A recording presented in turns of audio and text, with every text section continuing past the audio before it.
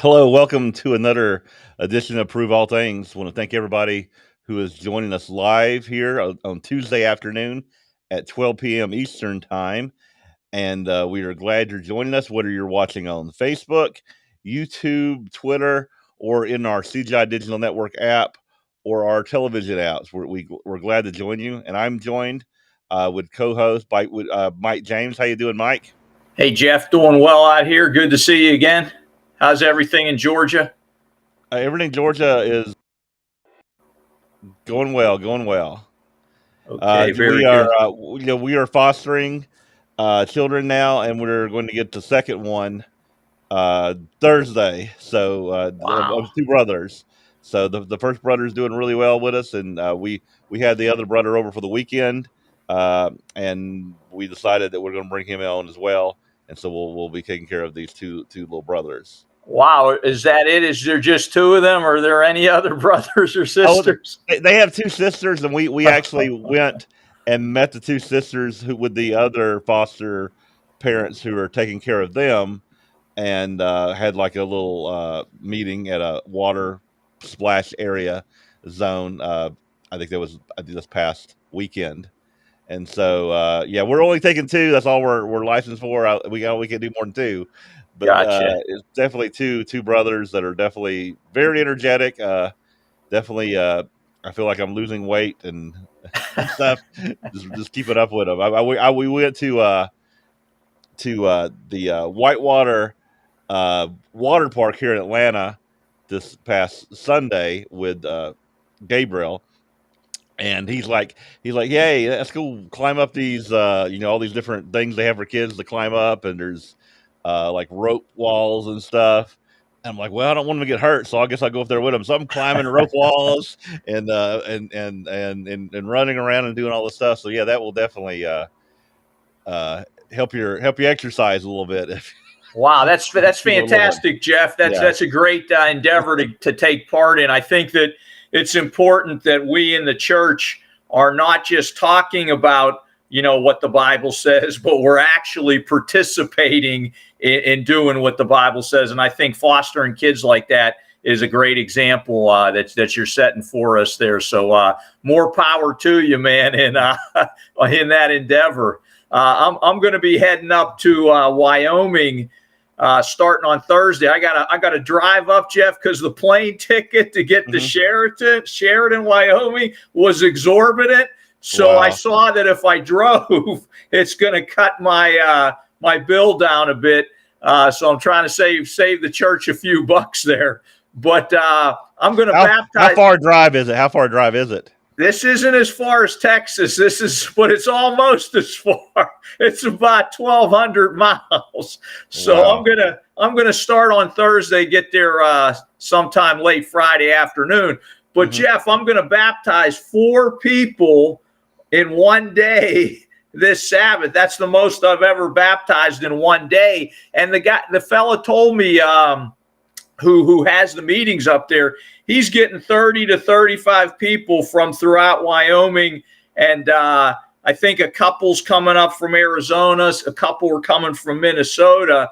So I'm going to finally get to meet this group for the first time and continue to expand what we're doing up there in Wyoming. Wonderful. And we just started a new cell groups, I believe, that we just added to our website. Yeah, we got a little cell in the Phoenix area. There are about half a dozen people who are going to be coming together. They're getting to know each other a little bit. And what I'm planning to do, Jeff, is they're going to look for a location for us to do like a meeting, and I'll Mhm. come into town and we're going to send letters out to our mailing list in the Phoenix area and see if we can build that cell a little bit. All right, wonderful, wonderful. I do want to make a little bit of maybe I guess an advertisement for people about our app. I just wanted to share. I'll share the screen if I could here real quick with that. All right, so share the screen of the CGI Digital Network app. We have we have changed the branding just a little bit to make it a little more modern. Actually, to kind of be more like a Disney Plus or Roku or Hulu, those type of things that people are used to seeing as far as a streaming service. And that's what we are. We are a streaming service where you can go on and watch hundreds and hundreds of hours of Bible studies, sermons, Armor of God programs, Armor of God web chats, Armor of God news updates. You can, we're close to what 60 or so of these prove all things you can watch. You can go back and watch archive things where older shows like Bring on the Sabbath.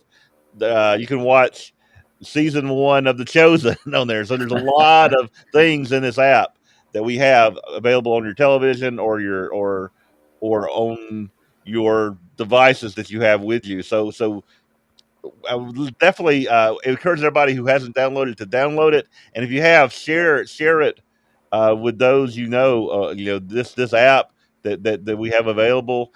And if you haven't like gave us a rating, give us a rating. We prefer 5 stars, but you give us an honest rating of how we're doing, because the more ratings we have, the better chance we are able to reach people, and people can see your review and maybe make that decision if they want to download this particular app. And because this, all the material that we have available that is free and instant, and I think we're growing to 32,000 people who have downloaded, and we have much higher goals than that, but this is us starting right now. That's fantastic, that 32,000 number, Jeff, because I know that the CGI church does not have 32,000 people in it. So it's good that we've gone way beyond who we really connect with every week. And I think that's an important thing. I've got one comment here in the chat box about how's the cell group thing going. And it's kind of feast and famine, Jeff. There are times I send out letters to a bunch of places. We don't get anything back. But just this week, Tyler sent me a bunch of letters that did come in. So I've got 3 potential cells out there I'm going to be making some calls on in the next week to be working on. Wyoming was one of our big successes. Washington State, we've had a big success up there. We've lost a couple cells over the 2 years I've been doing this. But again, it's something that is taking hold in certain places to answer Blake's question. And there are times when we send letters out, nothing happens. But most recently, I've got some letters back I'm going to be working on in the coming weeks. Yeah, I think we definitely, people was like, is the church growing or are we receding? I think I would say, based on our numbers, we are growing as far as people we are impacting, we are reaching, people that are out there who watch our webcasts, who participate in our services online. Now, we need more of y'all to come to church if you can, but if you can't, we're there for you. I know there's a lot of places that don't have churches, and you can watch us online, and you definitely can be a part of a church. We just want to hear from you. Send us emails. Let us know how you're doing in that respect. So, anything else, Mike? Before we get to our last thing I'll say, Jeff, real quick, is if anyone is interested in getting a cell created in their area, please send me an email. And we also had Bronson James come into town here, and through his visit, we've made some connections with some other folks here who may be coming to visit our group and coming on a regular basis. So that was really good. So Bronson James was there this past Sabbath. Is that correct? Yes. Yeah. So the church in Pasadena doing well. Good to hear. Yeah. It's running. Yeah. Yep. All right. So that's where like a big Church of God started out way back. So yeah. All right. We have as our guest a guest who's been on the chat quite a bit, and we've had him once before, and I guess he was there actually in your house before, but now we have him on location traveling, we are happy to be joined with Alan Wolfkill. How you doing, Alan? Oh, I'm fantastic. Thank you guys for having me. Yeah, I'm out in New Mexico at what is considered the famous, I haven't heard of it until recently, but it's the El Rancho Hotel. It's beautiful. It's like all made of wood and, post and beam and all that kind of stuff, with a fantastic Mexican restaurant downstairs. And yeah, I'm just loving it. I'm in the Claude Aiken room. Oh, Claude Aikens, man. I remember Claude Aikens. That's his hat right there. That's his actual hat? Wow. That's an actual hat. Yeah. Cool. It's beautiful. It's really nice. Where is this in New Mexico, Alan? What city are you close to? Well, this is Gallup, New Mexico, right on Route 66. Yeah. Great. Right on Route 66. If you've ever traveled, it's just east of Window Rock. Okay. Some people who hit the roads and the highways, don't know these places, but yeah, it's very beautiful here. Really, really nice. It's like the landscape is just surreal sometimes, with these big cutouts in the canyon walls. It's just like a big giant echo chamber, So if you want to go out there and test your vocals, you can get a good resonance from these big walls that have these cutouts in them. They're really neat. Yeah. So what are you doing out there? What's going on? Well, what I'm doing is I'm on my way to Chaco Canyon, and I'll be there for 5 days. I'll be put up in a cabin, which is provided by a Seventh-day Adventist church. They're called, I'm trying to remember the name of it in Spanish. It's Vida Loma Seventh-day Adventist Mission, and it's for high school children, primarily on the reservation. So they're going to be boys and girls who are Native American Navajo, and I'm going to be privileged with an opportunity to speak to the congregation there and the children this coming Sabbath. Excellent. Cool. What are you going to talk about? Well, first, I was just going to say I have a whole week of taking pictures at Chaco Canyon, which is really interesting to me because of the dwellings that were left there are just incredible. But I'm going to be speaking about domestic violence, substance abuse, cultural issues that they have to deal with, like when they go off reservation, are they discriminated against, and how to handle that, to the best of the ability that they have, and giving them some coping skills, and hoping that I can have some good one-on-ones on the side. But my primary talk is going to be about substance abuse and generational issues that come down from grandparents to the parents and then to the children, and it just, everything is a downhill issue when it comes to substance abuse and domestic violence and all those horrible things that are involved with that. Great work, Alan. Yeah, keep it up, man. Thank you. Yeah, I'd like to see those pictures at some point, maybe in a future episode. Gosh, yeah. It sounds. If really I nice. would be permitted, I would love to put them up so that way you guys can see them with the website. Okay. Yeah, that way I can give you a good story of what's going on with where I was at. Yeah.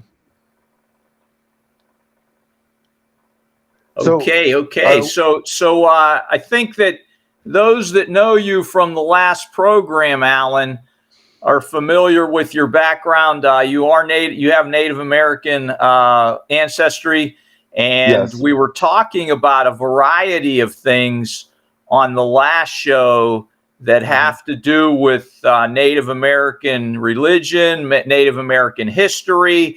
And I think we wanted to kind of focus in today more on the religious aspects. Jeff, correct me if I'm wrong. I think that one of the last things we were talking about on the last program was the medicine man issue. Is that correct, Jeff?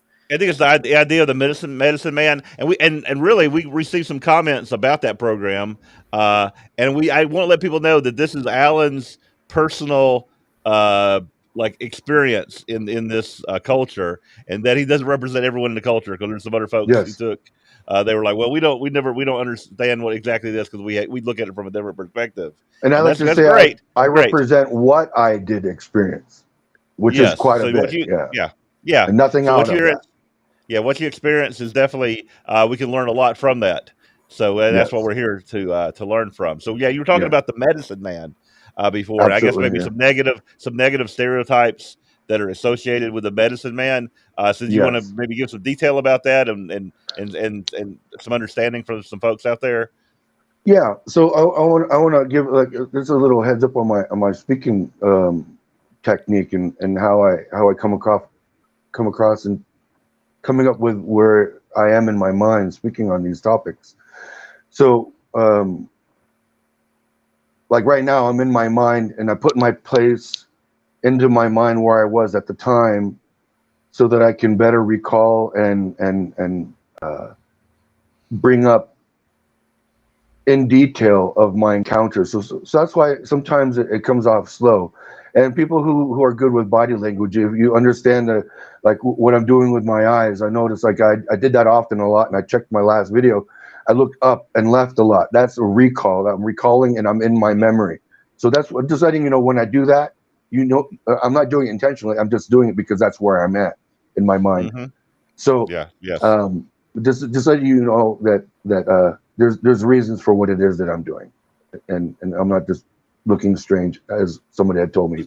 Yeah, I didn't Anyhow, notice any of that last time. So you look perfectly fine. But I know sometimes we excellent. kind of are more judgmental on ourselves than others Yeah, are at times. yeah. So getting into the answer of that question, and I'd like to back up a little bit. So my beginnings with the medicine men, and I say men in plural before I go medicine man, was when I first began getting involved with my family's culture. I was introduced to a man named Wallace Black Elk, and this guy was a fantastic person. He was a medic during World War II in the army in Germany, and so everything that I learned what a medicine man is and ought to be, from then on, he set the foundation for me on that topic. So from him on, being a stellar, impeccable, patriotic individual who really believed in his culture, but now the line of his culture was all about wellness, herbal medicines, and helping to heal literally. Now, what ends up happening is through the years that when people began taking up the title, and often it's self-appointed title of medicine man, they're not out to do it for good, so there are a lot of men out there that use the title medicine man that I would say they should not be trusted. And I say that because I see how they live. I hear what they've done to people. I've heard a lot of horrible things such as rape, with women who let their guard down, and just a lot of real horrible things that I can't get into here because they're that bad. And I know of them as a fact. So I'm not just making this up if anyone wants to dispute it now, but there are men who I have gravitated towards who were like as I said, who set the standard of Wallace. So two of my uncles, two of my relatives are also just like Wallace Black Elk. And I watch them, and just like I have learned from reading scripture for the many years that I have been a member of the body of Christ, I watch. I want to see how people behave. I want to see what their characteristics are like. So even though that these two men that I'm referring to without giving their names, they are stellar people. They would do anything for you. Like my one uncle who lives in Wounded Knee, he would do so much for anyone who needs help that he would end up $30,000-$40,000 in the red in order to help people, and then not even consider telling someone who he helped that he needed to be reimbursed or to be made whole, because that was his character. And I learned from him to be the same way in those manners. Like for him, for example, I would go out for months and help him chop wood, because they need to chop wood to stay warm. And during the winter times, it's bleak. It's really bad out there. If anyone knows about the South Dakota winters, especially in Pine Ridge, where there's no heating fuel, their only heating source is going to be from wood. So I would go with him and his truck in a big flatbed, and we'd look for dry wood, and it was a blast. I loved doing this. But what I learned from him is how much labor and sweat and literal blood from my hands, from blisters and calluses and falling out of trees and stumps rolling over on you, that you can still have joy under those difficulties. And the only payment I got from him, and I told him this once, I said, Uncle, I hope you don't ever have in your mind that there's an issue with me not being happy doing this for you. My sole payment is seeing you smile, and I'm a rich man as a result of that, because Great. He was happy. Now my other uncle, get some incredible examples from him. They also help the people. Now, what these true medicine men do, true medicine men, are considered chiefs of the district or the area that they're from. So my uncle and any of my family who listens to this podcast later will know who exactly I'm referring to, because there's only one who's in charge of Wounded Knee, right? And there's only one who's in charge of Evergreen, Porcupine District. So those men are who I'm connected to, and they do a plethora of wellness for the community. So they're not just doing the stereotypical witch doctor type stuff, okay? They're not like shaking rattles and wafting smoke and saying with their hand down, okay, give me some money. Those are the people that I don't like, and I've seen them a lot. I have friends who became those kinds of people. I don't associate. Actually, I disassociate. I cut them out of my life. I don't want anything to do with them. So when I have people that come to me, they want to experience what it's like to live on the reservation or to understand the culture better, I'm going to describe who I spent most of my time with, most of my life with, are with Native elders of like mind of the two that I just mentioned. And there are several others. Okay, so Alan, so this distinction between the medicine man who shakes the rattles, who seems like a spiritual force of some type that maybe we've like a seen guru or something, yeah, like we've seen in movies or something. That's one type, and I think you pronounce that huku, or what's the word? Oh well. It was yeah, I know what you're trying to say. You're trying to say heyoka. No, Heyoka, that's something yeah. completely different. They can kind of the line could be blurry leading into that. In some districts where they have the strong heyoka communities, like in Rosebud, for I don't know why, but there's dozens of heyokas out in the Rosebud district of South Dakota. And but it just seems like anyone could be a heyoka now, because I went to a relative's place, and he passed, but he had a very large ceremony where people would come in, and it seemed like or what I'm accustomed of seeing, like 2-3 heyokas, that just show up. There were like and I'm trying not to exaggerate and also not minimize how many. I would say about 100 people dressed up as these Heyoka Let type me ask you. people. So, for Yeah. people who didn't watch last time, what exactly is a Hayoka? What is the definition of a Hayoka, and how do they serve in the Okay. community? I'll do my best to be exact on that.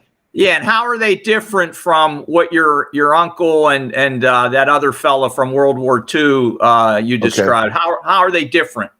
Okay, give me some time to describe this because I got to kind of like let it roll out. So, first of all, it's for me it's very difficult to be exact on it because what I have seen and witnessed and anything that I've learned it are two different things. Meaning what I've learned from like reading, you can't get anything from reading because it seems so like made up and unknown because it is a mysterious group of people. They're not going to let outsiders know what they are actually really about. So what I want to do is give you my experiences with the Heyokas and maybe a story or two as quickly as I can to give you an idea of what these people are like compared to those who go out and help the community and actively participate in like really putting food on someone's table who's starving, some clothing on their back and some shoes and paying some bills like that. So these Heyoka, my first encounter, I was doing a 4-day fast, and this Heyoka somehow knew I was where I was at. I was up on a mountain and up in the tree line. So this guy comes up, and I'm not going to say anything to him. I'm just sitting there minding my own business, right? I'm not afraid. I'm literally not showing any fear that this person is there. But I am thinking like, what the heck does this guy want? You know, like why is he following me, or how did he find me? So he comes up and he's like dancing around where I have a blanket down, and I can like a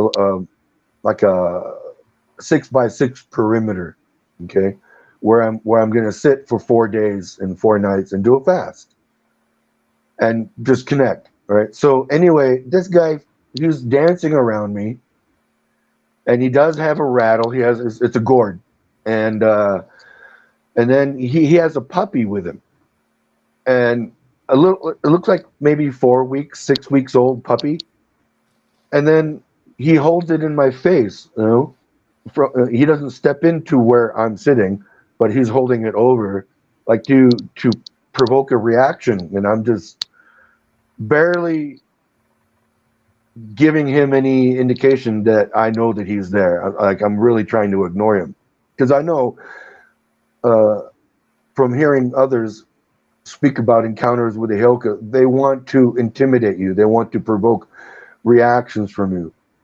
So this is what this guy does. He finally gets frustrated, and he takes this puppy and he wrings its neck right in front of me, like this. Wrings the puppy's neck. Oh. And then looks at me like now do I get a reaction? I'm looking at him, and I'm doing my best not to change any facial expression. But in my mind, I'm thinking, you're one sick SOB, you know, like. So I didn't want to give him any rise or any reason to stick around. Actually, what I wanted to show was that he's not getting from me whatever it is that he wants from me. So I'm focusing on what I'm there for, which is to work on my prayers and connect, and what we know what fasting is for. That's why I'm there. Right? And how it's beside the point how he knew I was there, but he ended up there. It could be as what I would say my gut instinct is that it was a very demonic influence that made him go up there. And there would be no other reason for anyone to go up there and bother me, because I didn't tell anyone I was going up there. And where I went, I'm already off the grid. And then I go farther off, and where's this guy? Was he watching me? You know, so it's kind of peculiar. Anyway, so he does this with the puppy. He doesn't like throw it down or anything. He puts it into a water bucket. There was a bucket of water. It was cast iron kettle, and he put it in there, and there was a little bit of water in there. Put it in there and just walked off, and never saw him again. So I've had a couple other encounters. They weren't that drastic, you know. And whenever they would come up to me, and they have, as I said to you before, they would paint their faces weird, intentionally to look grotesque, you know, like something that you would see in like a culture when they have like their demon masks, stuff like that, you know. So they're intending to look intimidating, and what's their purpose, Alan? What are they? How do they work in the community there? What is their goal? What is their purpose with the Indians? I'm getting to that. I'm getting to that. So I just have to get it off the way that I'm accustomed to speaking in that way. So when these guys show up at these ceremonies, and this is their intent, right? So these guys, they show up, and they're not doing what they did behavior wise with me, but they're attempting to do that with others. Now, I saw this one guy get exceptionally affected by a heoka, and this guy, he was an acquaintance of mine. He was a police officer in Denver, and I thought he was a pretty masculine, you know, stout, tough dude. And the heoka went up to him, and all he had was a ladle of water, and went to the guy and asked him if he wanted some water by motion. And the guy took the water, and when he drank the water, he flipped out like a lunatic because he took the water from the heoka. And the heoka runs off doing this crazy dance and does cartwheels, and he's throwing dirt up in the air, and he starts screaming. And it was just really bizarre. Now, if I'm going to answer the question that you asked me, like literally, I don't know what their exact purpose is. I've never seen any particular reason in all of my years of going home to Pine Ridge to my family and witnessing these guys anywhere where I've been, because they're not all over the place, but they're in some places, and sometimes, as I said, they're in up to 100 in a gathering. But I've never seen anything useful. I've never personally seen anything that I could identify, even in a cultural sense, or even in a way of just trying to study for educational purposes, you know, like a student would look into a culture, sociologically speaking. I don't get it, but this is what I'm told from people who believe that they are necessary. So let me tell you what I've been told by many people, and I'll put it in a nutshell. I am told that they are specifically there to show you how not to be. So one of their names in English is contrary. They're considered to be contrarians. So whatever it is that they do, that's what you don't do. And they are open with it. So like where you're going to hear it preached, don't drink, don't do drugs, don't beat your women, you know, treat life with regard, and on like that. But these guys are the complete opposite, you know. And I'm not laughing because it's funny. I'm laughing out of ironic behavior that I see these guys. It's just weird. What strikes me, Alan, when you look at various cultures out there, you know, I've been to India, I've been to Thailand, and there's an element of how I shall a evil spiritual force or side to things. And it's interesting, you're saying within American Indian culture, at least in some locales, there's this concept of what not to be, like good versus evil. That basic theme is within the culture there of, you know, be more like this than like that. but the examples are provided in a sense for you, so you can actually visualize and see that. And I find elements of, even within these pagan religions out there, there are elements of truth that we would find in the Bible. Do you see any connections there? Oh, absolutely, without a doubt. Yeah, and I can go on more on the topic of what you're describing right there. Yeah. So they sound like a gang. Is it kind of like a gang? Do they work oh together? Gosh, Or do they they can work actually be independently? that. You're very perceptive. Yes, they can actually be that. And I'm surprised that that through my description you can get that, because I wouldn't have thought that out in that phrase or like that myself. But you are right on dot. Yes, they can be, because they do have their clique, and when they're not in makeup and they're out together doing their things, they could be thuggish, very much so in that sense. I've witnessed that as well. They'll go into a crowd, like say there's a they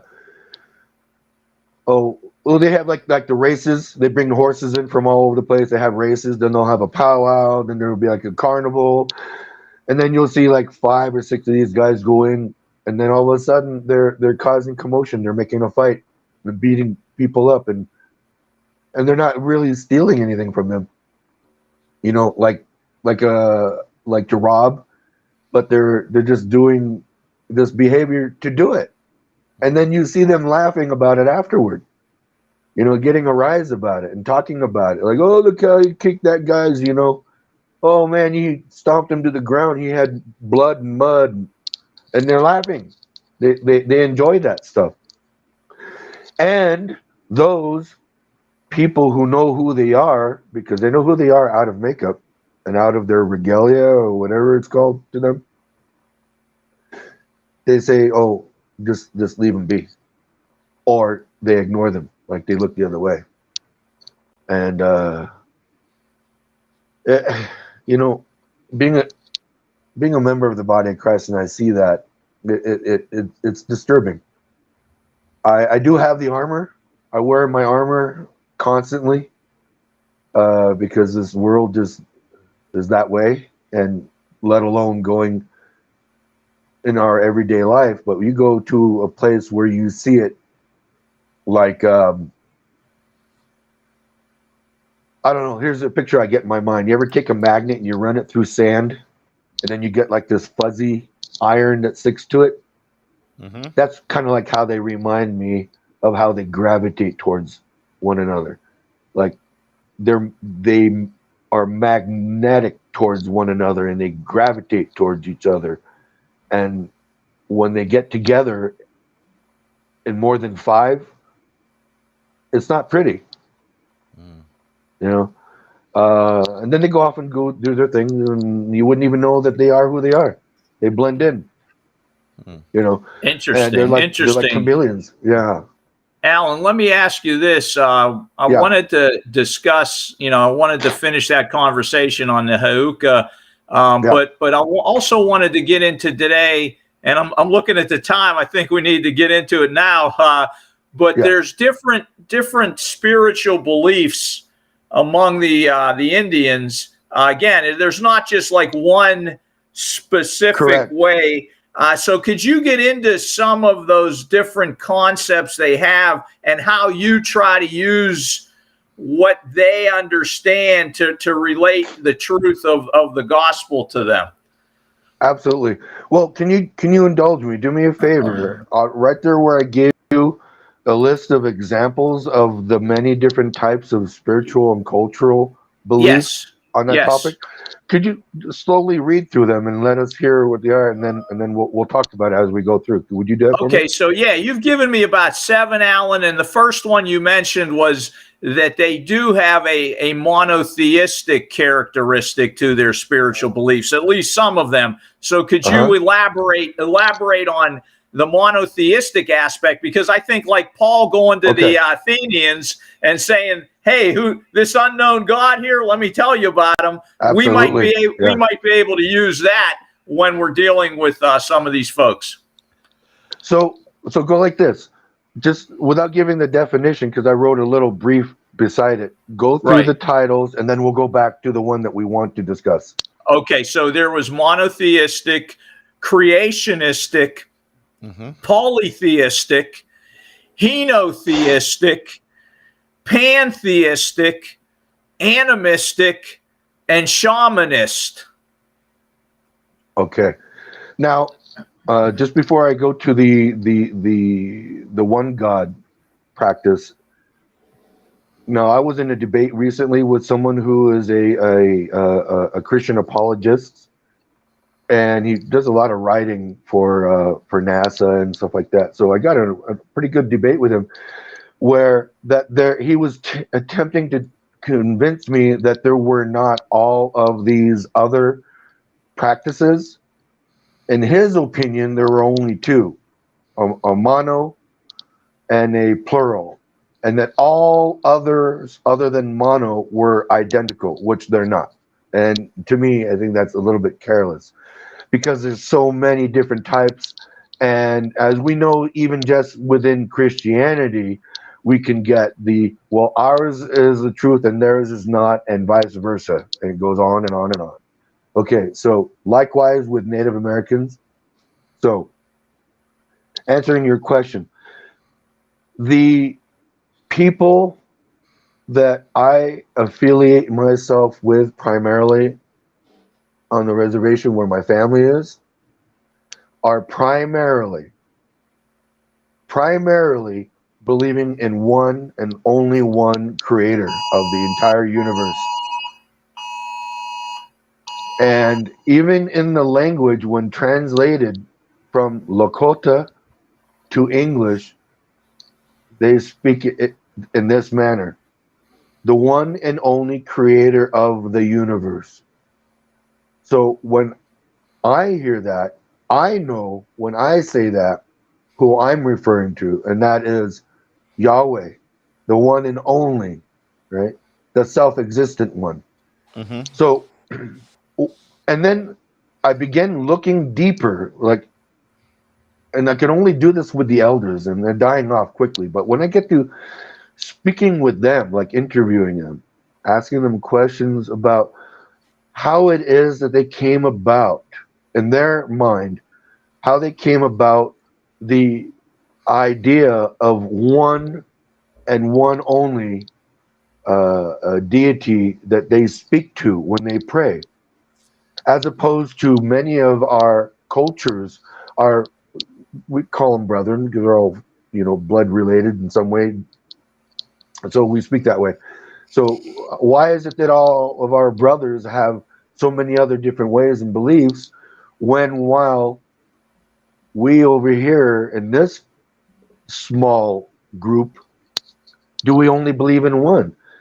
And the usual answer that I will get is that there was a time where there was a message given to us that there was only one creator of the universe, and he came to us through a message from a land that was very far away, and we don't know who these people were, but they gave us a life message of how to speak to the one and only creator of the universe.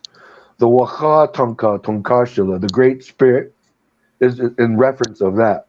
The ancient, the one and only Great Spirit who created the universe is what they're saying. So it's Waha Tonka Tonkashila. When you speak that way,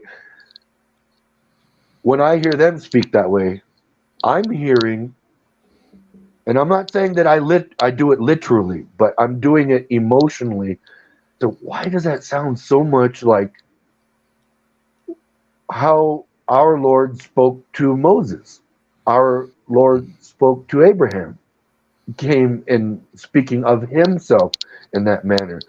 It is something that is bizarre. I mean, to me, it is literally bizarre that a culture would be so far disconnected from that way, and then get a description. I go, okay, even if it isn't literal, that somebody, like I was told, came and gave a message. Where do they get this notion from? Where does it develop? Where is the seed, the beginning of that, the That's genesis of that? interesting. That's interesting you say that, because studying various religions, I've seen elements of what you're describing with old Chinese religion, where there was a concept, originally a concept of a one God. Now, again, Chinese religion has developed over thousands of years, and it's more about your family and Confucian principles, and it's not really monotheistic, but there was an ancient idea of a singular God. Japan, has this ancient idea that the emperors came down from heaven, that the sun god, started things. This singular concept of a god is out there within many cultures. It's not what's in the Bible, but it's interesting that that story could have gone into other places and cultures and then changed over time in some way. I don't know. What do you think, Jeff? Yeah, I mean, we all came from Adam and then from Noah and his family. So there's going to be that knowledge that's going to be there at some point. Well, That's going to be coming from exactly. that. And from the Tower of Babel, right? Tower of Babel is when people, Yep. language was confused and people started going all over the planet. So that makes kind of sense. Well, here's what I take verbally to the elders who speak this manner. I said, do you believe or do you agree that we all began somewhere all together before we were dispersed? And they will all say yes. We without a doubt, at least at one time, were together.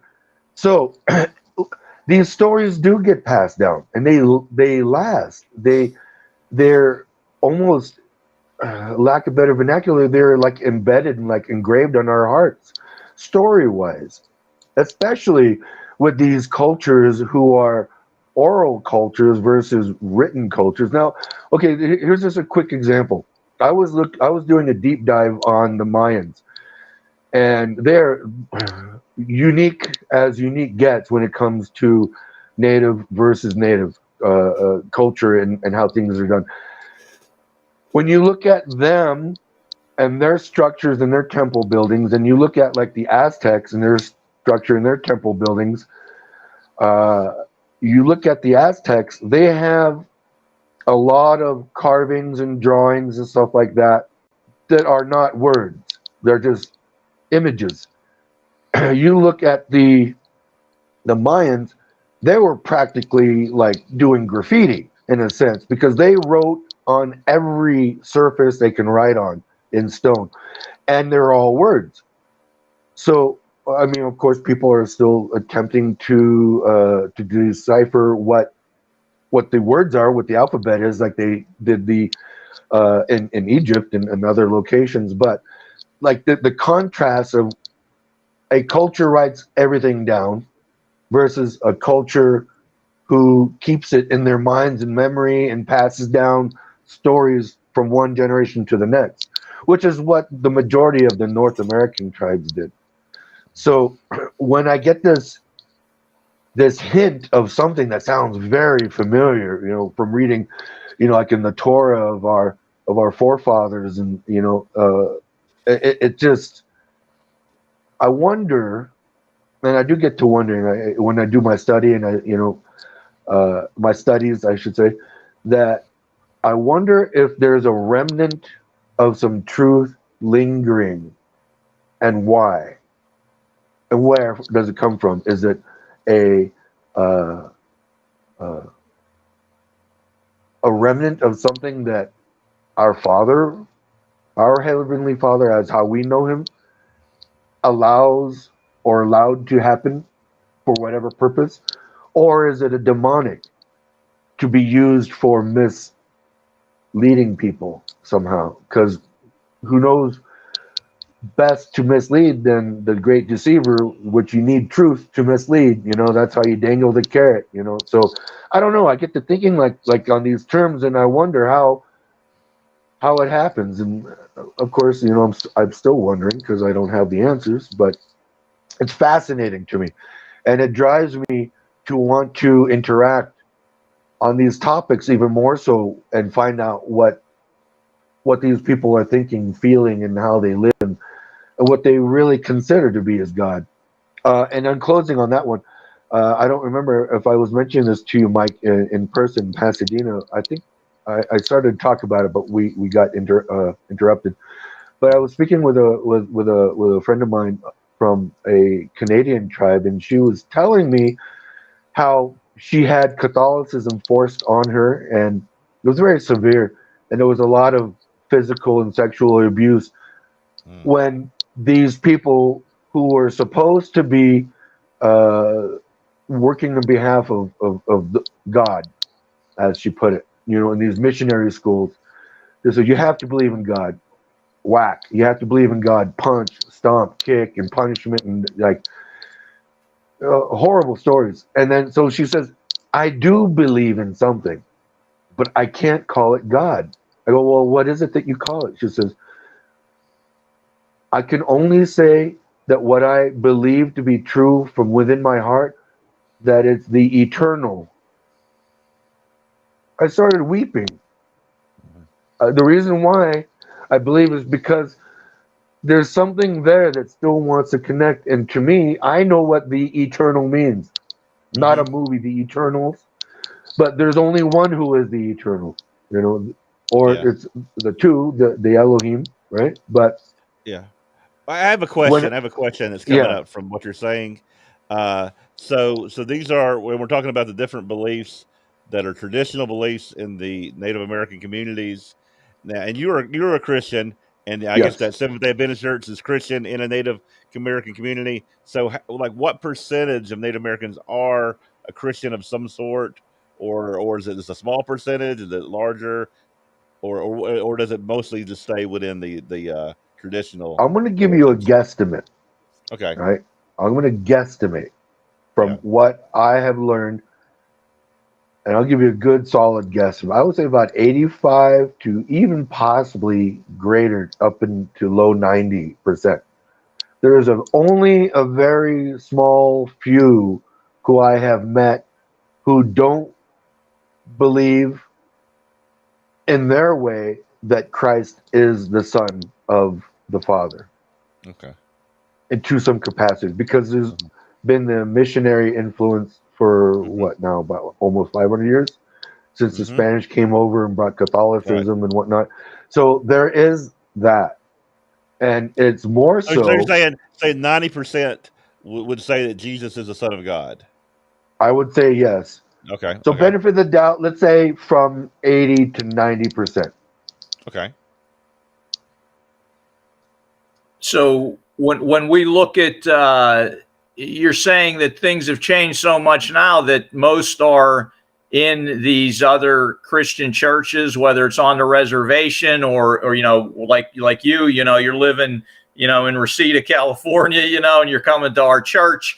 So most of what we call American Indians have migrated into mainline Christian groups. But back on the reservations, that's about 10% of the Indian population in the country, and they are primarily into the old religion, as we might call it. What do you mean, old religion? So the animistic, the pantheistic types. No. Okay. No, because there's so many Baptist churches, there's so many Lutheran churches, Episcopalian churches. The majority of the Southwest tribes are Catholic. Okay. And so, but Pine Ridge, which is a large area, and you're going to see chapel after chapel after chapel, and they're going to be Baptist, Lutheran, or Episcopalian. Okay. And so only, the 10%, and only the small few are considered traditionalists. A Okay, very got it. small amount Okay. are traditionalists. But here's a but, though. I want to throw this in there before we get past it. But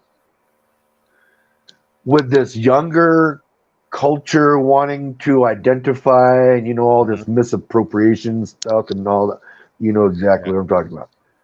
This younger crowd, I would say about primarily like millennials and younger, they're, I'm going to say what it is. They're nuts, just like all these other people are nuts with this cultural stuff, and they have these ridiculous ideas as to what is, in their opinion, and that's really all that they care about. So there is this. Gosh, well, how do I put it? Push to try to reconnect with the roots. It's like no, not even that, because it's all fake.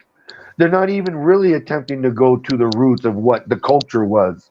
They're trying to be political and cultural, which in this modern sense, none of it mixes. It all it's like water and oil and other things that just repel one another, and it just doesn't work. But is it like it's maybe like a wild file of BS, really, that's coming out of this wannabe new age native way of thinking. And I'm going to make some people angry that I know, but I don't care. But it's wrong. It's fake. Because it's selfism is what they're teaching. Okay. Me-ism. That's what they're teaching, and that is not good anywhere you are in the world. Well, just a question: like some cultures, a lot of cultures, people maybe sometimes again more progressive, maybe more millennials like to play victims, I guess, and maybe use their identity just to be a victim, so they can use it politically against others, but not really believing in it or something. Is that correct? Is that what you're saying? Yeah, without a doubt. Well, okay, if I may, here's a perfect example, and this always comes up. I say, okay, well, why is it that when President Trump became president, all of a sudden the issue with the pipeline was just blew up out of nowhere like crazy? That pipeline issue was going on the whole time that President Obama was in there. But not just one pipeline, dozens of pipelines. So why is it that all of a sudden the black snake, as they were calling it, going through Standing Rock, which I have a lot of friends and family that were there. Actually, I went over there to check it out to see what was going on. It was like a Woodstock, and I'm sorry making people mad that we're going to hear this, but it was a thing to get together and point fingers at a guy they don't like. But what I point out to them is why didn't you say anything, knowing that pipeline went up to the water? You weren't mad. That pipeline went up to the water source, and then it stopped. Who gave the permission to do that, along with all the other couple dozen pipes? And then all of a sudden, Trump comes in. Then you want to be Indian, Then you want to wave a fist, So which pipeline? That's hypocrisy. Just a little context, Alan. A little context, Alan. Which pipeline was this, and what Indian land was this going through? Well, it was going through the Standing Rock, which is the northern tribes of the Lakota and Dakota people. Yeah, that's South Dakota. Yeah. Yeah, I remember seeing a lot of news stories on the border. About that. Standing Rock is north of there, so okay. But there were a good, solid, small, legit traditionalists that became like a magnet to people that wanted to get in on the action. So a lot of people that showed up later started bringing guns, weapons, and confronting the police and other law enforcement. And I don't know if you guys remember, but it was pretty horrific how the whole thing came down. I hadn't thought of it. I do remember now that you're describing it. It's coming back to me. I do remember when that was going on. Yeah, I do remember now. But the thing that I saw come out of that was a bunch of hypocrisy, because they left trash everywhere.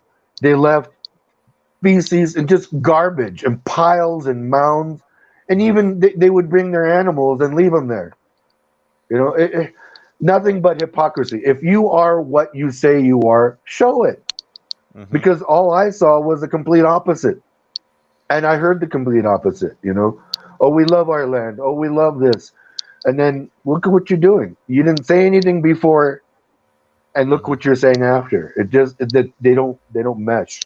It to me, it's just like, and so as a result, I've pulled back quite a bit from my family, because they went that route. And I'm like, why all of a sudden are you concerned with the U.S. politics? Because, and this is important to go with the spirituality. One of the leaders of the American Indian movement says the reason why we as Native Americans don't vote in the dominant society elections is because we are not American. You have to be citizens of the United States to vote. And we are not citizens. We are under the Prisoner of War Act, which is true. So he says, if you see Native Americans claiming to be Native Americans running for office, you should distrust them more than any other politician who is distrustworthy, right? And the reason is because they're using the identity of the Native American, yet claiming to be something other than, so that they can help those people that they inevitably end up robbing. So every tribal government, safe to say that the majority of them are very corrupt, just like anyone who runs in politics. So they have a schism between the very few traditionalists and those who want to go to whatever is the mainstream. So to me, once again, that is hypocrisy. And I pull away from them in that way even more. So, and we won't get on it today, but one of the things that I wanted to discuss in the future, if it's a possibility, is the difference in what was the American movement versus what is now called the American Indian movement, which are oil and water, totally different. Interesting. Things. Yeah. Interesting. And you brought up spiritually based. You brought up the prisoner of war aspect of many of the Indians, and I wasn't even aware that is how it is right now. So we'll get into some of these other points that you're bringing up, Alan. I don't think we have time to get into them today, but I think there's a wealth of information I think that folks are not aware of in regard to the American Indian movement within the United States, and your perspective being within that group and associating with these folks and being involved with them to the degree that you have can bring us a lot of knowledge that we don't have an awareness of. So I want to thank you for joining us today, Jeff. Definitely. Thank you for joining us. Yeah. So I do have a lot of experience being with, and that is what I can share. And the best way I can liken it to in my mind is, if anyone has ever heard this podcaster, Michael Francis. He is he considers himself a born again Christian, but he was high up in the mafia at one time, and he speaks about Christianity, but also he says, I can speak about all of what I experienced in the mafia and tell you what is truth and what isn't truth about this culture, without giving certain names, stuff like that, for the safety of the people who are still around. But in likewise, in like manner, that's what I can bring, because I have, since the early '90s, my experience, not only being with the Church of God, but also visiting family and looking at the contrasts. And I am inquisitive. I like to learn. Why is this like this, and why is this like that? And I ask a lot of questions. and hopefully I know what to do with the answers. Yeah. Well, hey, we're glad to have you again on here, but I guess this hour is not enough. I think we need to give you several more hours, so we're gonna have to schedule you for definitely some And more Mike future knows me; I episodes. can talk, so Discuss. I got a lot of stories. Yeah. Do you have So anything you want to I close with appreciate you before we guys. leave? Before we leave, With anything you want to me, say before we leave? Yeah. Yes, Alan. I just want to say that I do appreciate you both very much and allowing me to come on here and having a little bit of time on your platform to shine some light and a little bit more and a little bit more as we go along, as we're able to, God permitting, on a topic that is actually misunderstood. And that's why I'm calling it Native American Misconceptions, because what we get in our books and from professors and teachers, they're only conveying things that what they read and not experienced one hand. So I'd like to be able to do this more, and not only here, but I do like to shine the light on facts. Let's deal with what some facts are and go from there. Because if it's all opinionated, then we're not getting anywhere. Mm-hmm. My opinion is I walked on the moon, but where's the facts? Yeah. Stuff like that. I know it sounds silly, but you Yeah. know what I mean. Hey, also, if people want to hear more of Alan, you do have a sermon that's on the website for the local CGI website, cgila.org. Is that correct? Yes, Yes, that's correct, Jeff. All right, so definitely encourage folks. You can get and there through cgila.org or through the cgi.org website and find the link yeah. to get there. And if I may say one more, I Yeah. want to speak to the people out there who are listening to this now and in the future. Please feel free to write, and I will comment. And I'm not shy to answer any question. And I believe that you posted my email. I'm not shy in that manner either. I'm transparent. Anything that you want to know, I will give you the best of my ability answer. And if I don't know, I'll tell you I don't know. But I can find out. Let's find out together, or either way, I'm transparent, and I will open up. All right, yeah, wonderful. We do appreciate that. That's what we're here about. We're here about proving all things. We're about talking about stuff and looking at what people think about ideas, and if they don't Yeah. agree or they don't understand, doing the best we can to explain things. Yeah. And let me just, Yeah. on that point, Jeff, I just wanted to reiterate for our audience out there, when we bring guests on, when we bring people to discuss things with, please understand the purpose of this program is to have a conversation, is to look at things. We don't necessarily agree with everything a guest may bring to us, okay? We're not saying that. What we are saying is this program, the point of it, the theme of it, is to get engaged and converse and discuss and learn more than we already understand, and see if we can pick up and grow from some of the things we're hearing, and maybe prove some things that we should be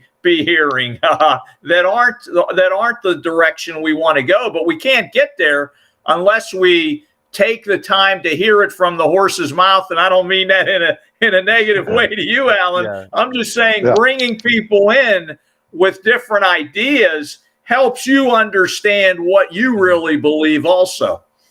Absolutely, yeah. And All right. and you provide we got about one more minute, a Alan. platform So for good conversation.